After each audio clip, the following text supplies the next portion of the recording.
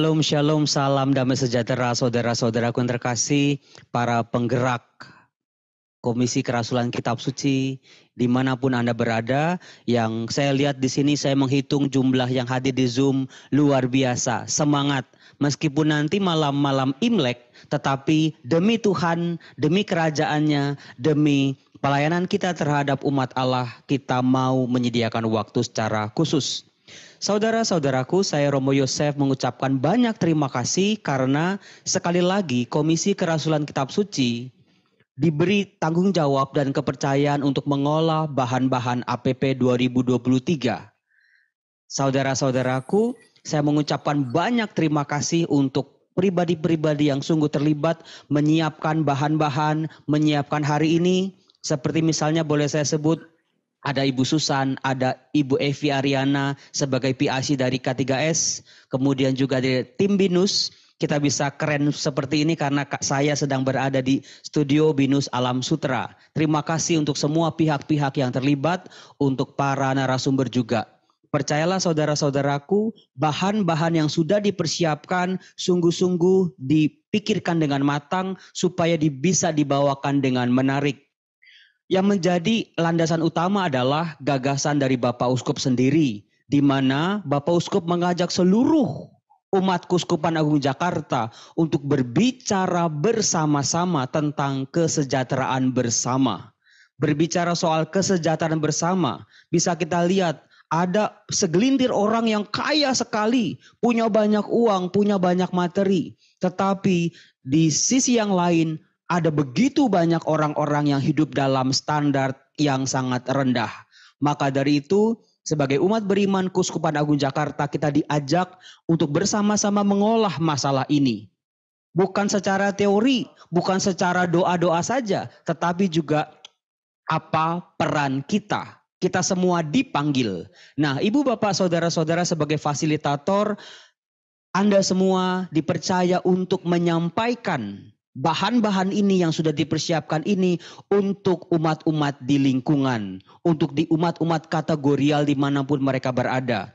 Supaya semua umat tanpa kecuali tahu bahwa apa yang sedang diperjuangkan oleh Keuskupan Agung Jakarta, yaitu bagaimana apa yang bisa kita berikan dengan segala kemampuan kita, dengan segala keterbatasan kita untuk mewujudkan kesejahteraan bersama. Karena apa saudara-saudaraku yang terkasih? Dalam kitab suci, para nabi mengkritik habis-habisan orang-orang Israel yang sedang makmur. Tetapi di kanan kiri mereka, tetangga-tetangga mereka, ada yang kelaparan, ada yang mengalami ketidakadilan, ada yang mengalami penindasan. Semua kesejahteraan, semua kemakmuran menjadi palsu ketika masih ada banyak orang yang mengalami hidup di bawah kesejahteraan. Nah, saudara-saudaraku yang terkasih, mari kita ramein, kita gaungkan bersama-sama. Bapak Uskup dalam pesannya kepada kami adalah, coba tolong umat Keuskupan Agung Jakarta bukan hanya mengenal tentang kitab suci, tetapi Bapak Uskup berpesan kepada kami supaya umat juga boleh mengenal apa yang namanya ajaran sosial gereja. Ajaran sosial gereja adalah sebuah ajaran yang dikeluarkan oleh Bapak Paus. Bagaimana gereja melihat ketimpangan-ketimpangan sosial, melihat masalah-masalah yang muncul di tengah-tengah dunia, dan juga bagaimana mencari solusi-solusi secara bersama-sama. Saudara-saudaraku, yang namanya ketidakadilan, kemiskinan, kita harus berhadapan dengan sebuah sistem raksasa. Maka dari itu tidak cukup kalau satu-satu orang berjuang mewujudkan kesejahteraan bersama. Diperlukan sebuah kerjasama seluruh umat tanpa kecuali. Apa yang bisa kita lakukan untuk keluarga kita? Apa yang bisa kita lakukan untuk masyarakat kita? Apa yang bisa kita lakukan supaya kita semua bisa hidup sejahtera? Maka dari itu saudara-saudara, tanpa berpanjang-panjang lagi, saya berterima kasih kepada Anda semua yang sudah menyediakan waktu. Mari kita simak presentasi demi presentasi dari para narasumber ini. Karena nanti malam-malam Imlek, saya Romo Yosef mengucapkan Kong Hifa Choi untuk Anda yang merayakannya. Salam, saya pindahkan kepada Romo Suyadi. Terima kasih Romo Yosef, Ibu Bapak, Selamat pagi, shalom, salam sehat untuk kita semua ya. Tadi Romo Yusef sudah berbicara soal kesejahteraan bersama. Dan kami dari PSC mau mencoba menawarkan apa yang bisa kita aksi sosial bonum komune. Seringkali juga kita mendengar kesejahteraan bersama, kebaikan bersama, istilah-istilah itu adalah sama. Nah, dari ajaran sosial gereja sendiri yang tadi Romo Jo sudah singgung, sedikit mungkin bisa kita nanti refleksikan dan renungkan apa maksudnya.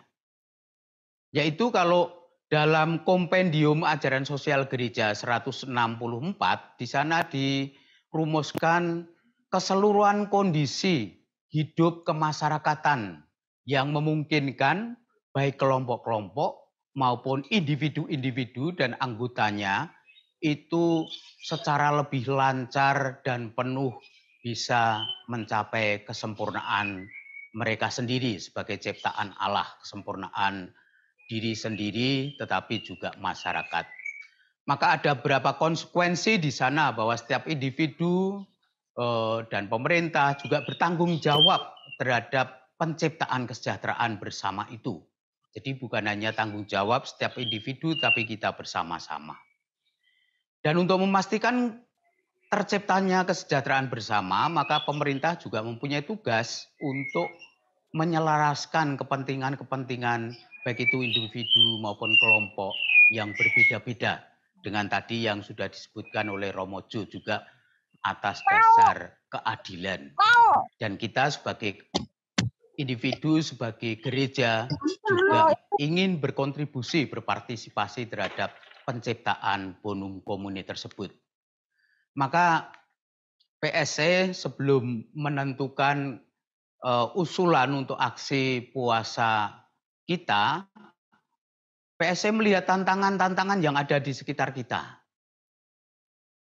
Yang pertama soal kehidupan keluarga, bahwa di sana ternyata ada data di mana jumlah kepala keluarga perempuan itu pada tahun 2020 sampai 2021 itu meningkat. Dan kelompok kepala keluarga perempuan rentan terutama terhadap kehidupan ekonomi. Dan kita juga melihat bahwa di Jakarta banyak keluarga-keluarga yang hidup tidak di rumah sendiri, tetapi kos ataupun juga kontrak karena harga yang mahal. Tentu ini juga nanti situasi ini akan mempengaruhi kehidupan keluarga. Dan juga ada 68% masyarakat Indonesia itu tak mampu makan makanan bergizi. Dan di Jakarta sendiri masih cukup tinggi, yakni 39%. Nah, di sekitar kita juga ada kemiskinan dan peluang untuk mendapatkan pekerjaan itu kecil. Misalnya jumlah penduduk miskin di wilayah Keuskupan Agung Jakarta terus meningkat dari tahun 2019 sampai 2021. Ini mungkin juga akibat pandemi, tetapi mungkin juga memang perkembangan ekonomi sendiri juga semakin menantang karena adanya berbagai macam hal. Lalu tingkat kesempatan kerja di DKI Jakarta juga terendah se-Indonesia. Dibandingkan provinsi lain itu di Jakarta lebih langka terhadap pekerjaan. Kesehatan masyarakat di sana juga ada 60% orang rentan terhadap kesehatan mental, di mana anak-anak dan remaja berada di top list untuk ini. Dan riset kesehatan 2018 juga menunjukkan bahwa lebih dari 19 juta penduduk berusia di atas 15 tahun mengalami gangguan mental, emosional, dan lebih dari 20 juta penduduk juga di atas 15 tahun mengalami depresi. Dan juga kita mengalami gizi buruk ya, stunting di tahun 2021 itu menunjukkan angka stunting 24,5% dari anak-anak balita. Yaitu sekitar 5,33 juta balita. Dan di Jakarta masih tinggi, angka stunting 16,8%. Nah, maka berdasarkan situasi tantangan di sekitar kita dalam mencoba mengusulkan aksi puasa pembangunan, kita mengajak untuk memperhatikan 4 hal. Yang pertama adalah soal kepedulian kita terhadap kesejahteraan keluarga dan warga di sekitar kita. Tadi Romo Jo juga sudah menyebut soal itu. Dan juga peran serta kita dalam memperkuat perlindungan sosial. Dan peran serta kita dalam memperkuat kesempatan kerja dan usaha mikro. Dan akhirnya yang tidak kalah penting adalah juga peran serta kita dalam menjaga kesehatan mental dan spiritual. Maka contoh aksi puasa yang bisa kita lakukan, misalnya kita mendalami ajaran sosial gereja soal bonum comune, lalu kita juga melihat dan mendata tantangan-tantangan dan masalah-masalah yang ada di dalam keluarga kita dan di lingkungan sekitar kita, dan membuat aksi nyata untuk menciptakan situasi atau kondisi di dalam keluarga dan lingkungan kita sehingga memungkinkan setiap orang dan anggota-anggotanya itu berkembang secara integral baik jasmani maupun rohani. Pelindungan sosial bagi KLMTD mungkin kita bisa memberi bantuan karitatif pada 5 kebutuhan dasar, pangan, sandang, papan kesehatan, dan juga pendidikan. Dan kita juga bisa membantu akses ke sistem jaminan nasional yang diberikan oleh pemerintah. Karena seringkali orang-orang miskin, kelompok rentan itu tidak mendapatkan akses di sana. Misalnya BPJS, Kartu Keluarga Harapan, Kartu Indonesia Pintar, dan sebagainya. Nah, dalam kesempatan kerja dan usaha mikro, kita bisa juga terlibat dalam membantu warga KLMTD untuk mendapatkan pekerjaan. PSC punya program Ayo Kerja. Juga kita bisa membantu usaha kecil dan mikro, misalnya lewat program Sentra Bimbingan Usaha Kecil atau SABU. Juga terlibat dalam gerakan-gerakan kredit union dan membantu modal dan pemasaran bagi KLMTD atau UMKM yang membutuhkan.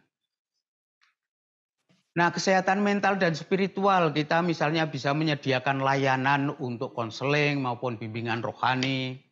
Kita juga bisa membuat semacam body program untuk umat yang membutuhkan. Dan jangan lupa juga memberikan sapaan, mungkin juga kunjungan pada mereka yang memerlukan dukungan. Misalnya di tempat penampungan pengungsi, penjara, rumah singgah, dan sebagainya.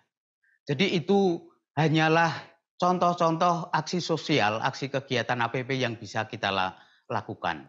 Tentu saja Ibu Bapak bisa secara kreatif juga untuk menciptakan yang lain. Yang penting adalah kita berkontribusi, berperan serta dalam menciptakan kebaikan bersama. Karena dengan demikian kita memungkinkan bagi orang yang tadi sebut ada gap antara yang kaya, yang miskin, yang punya kuasa, yang tidak berkuasa, itu tidak mempunyai peluang yang sama untuk menciptakan kebaikan bersama.